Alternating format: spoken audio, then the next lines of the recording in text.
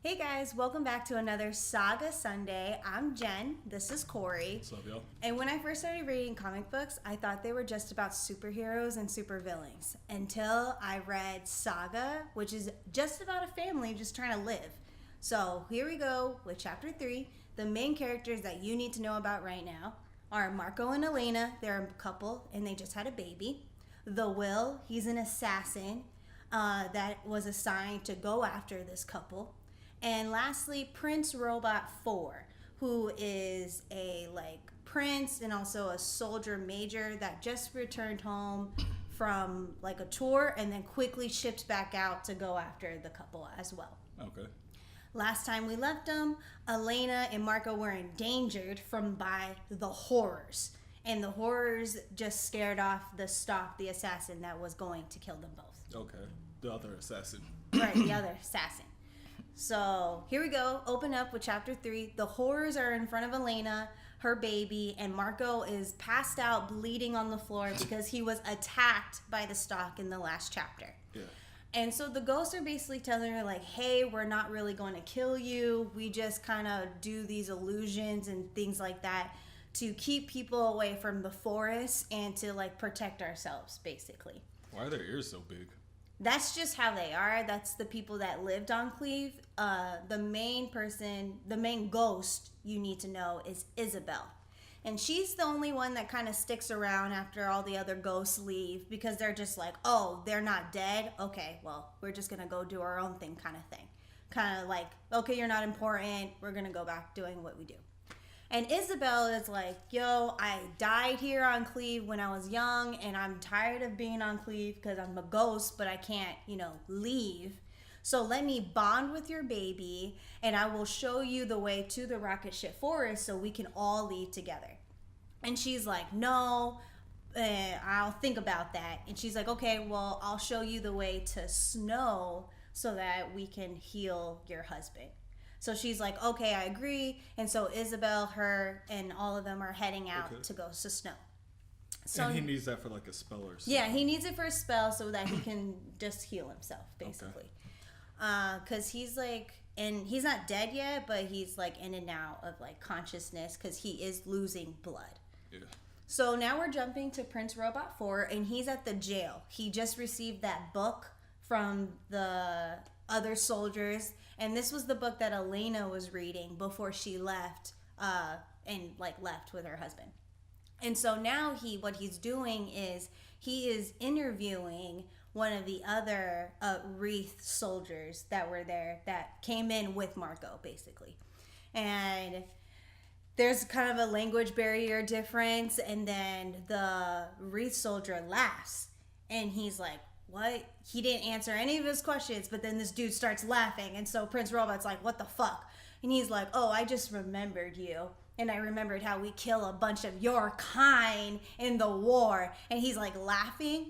Prince Robot loses his shit. It goes all staticky. Yup. Because the thing about the robot kingdom is all the people have TV faces. So the thing about them is you can always see their emotions or how they're thinking if they're not in control of their stuff.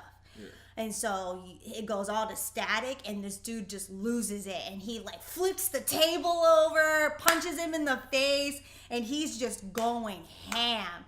And then this other landfallen soldier comes in, and he can turn his hand into a cannon. Yeah, because he's a robot. Oh. So yeah, he can turn his fist into a cannon and back again, and all kinds of things. And it's funny because the other guy comes in, and one of the other soldiers, and he's is everything okay going on in here? That's a girl, yeah. And he's yep, everything's fine. Get the fuck out, basically.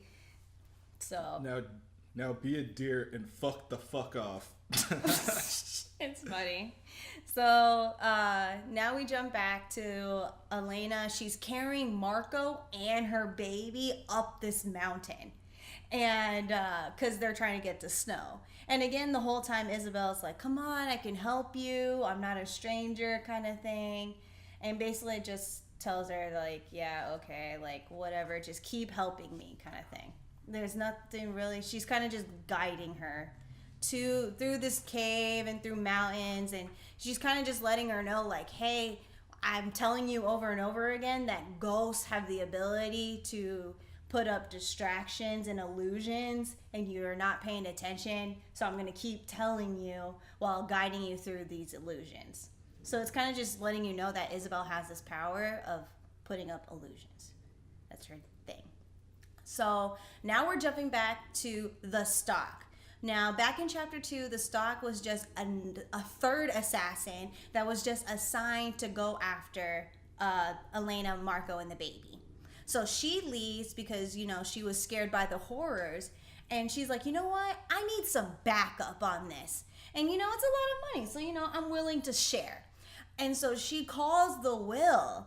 And she's like, yo, let's team up. Let's do this thing together kind of thing. And he's like, get the fuck out of here. Not after what you did last time. She's like, really? Are you talking about that last time we were together? You know what it was. Like, we were just friends with benefits type thing. Like, we were never in a relationship. Like, we never had that conversation. I don't know why you're tripping right now. But for real, though, I need a partner on this assignment. Will you help me? And he's like, fuck you, no, and hangs up. While he's heading over to Sextillion to spend all his money. Yeah, so that's a thing that happened.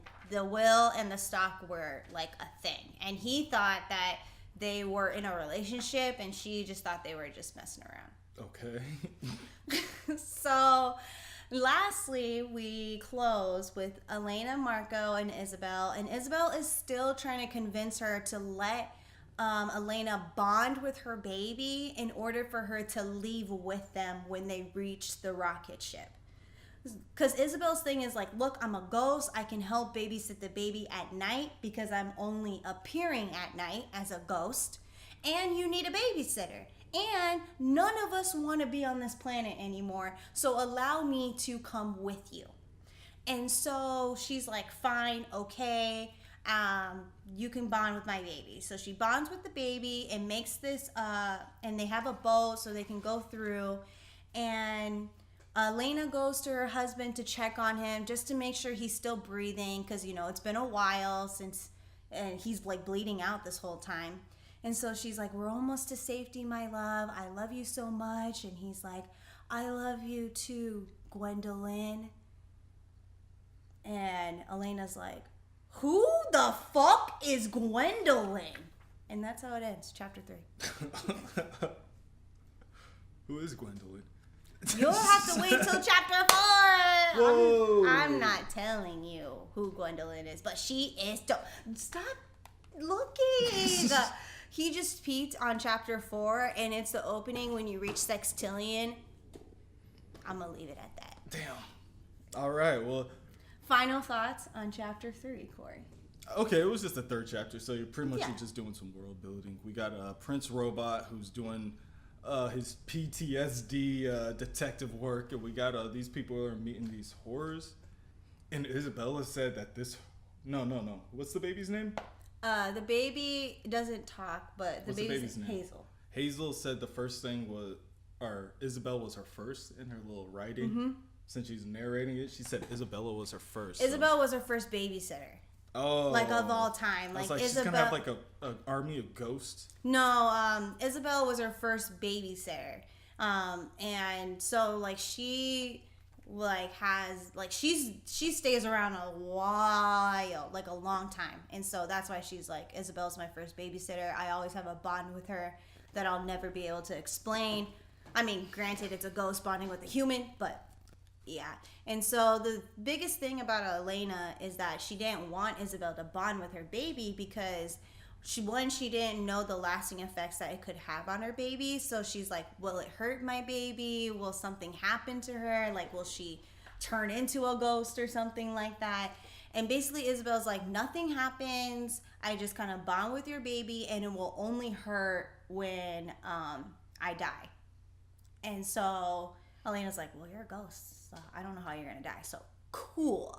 Yeah. And I need help finding this rocket ship and to heal my husband because I'm weak. I'm getting weaker. Like, she's carrying him on top of this mountain plus her baby. So Yeah, she's pretty strong. so she's like, fine, help me. And that's why Isabel becomes part of the family. Damn. She straight up walked up this mountain with a person on her back, and a baby. So, damn, that was Saga Sunday, Chapter 3. So, yeah, pretty crazy. Chapter 3, so it's like, we're like here, but we're not really here yet. Right. So. We're still world building. It's like we're here and you understand, like, the main characters, but you don't really understand how they all really connect yet. Yeah, so, well, that's chapter 3, though. Yeah. So we'll be back next week for chapter 4. Are these all 4 chapters, or are these all like There's 6 chapters in each volume. So we're already halfway through. We're almost on the bottom half of the first volume. Mm-hmm. We got about 8 more after this to go over. So hopefully you guys will stick with us, and we'll look forward to seeing you guys next It's week. just going to get crazy. Yeah. So we'll see you next week. Saga Sunday. We'll catch y'all later.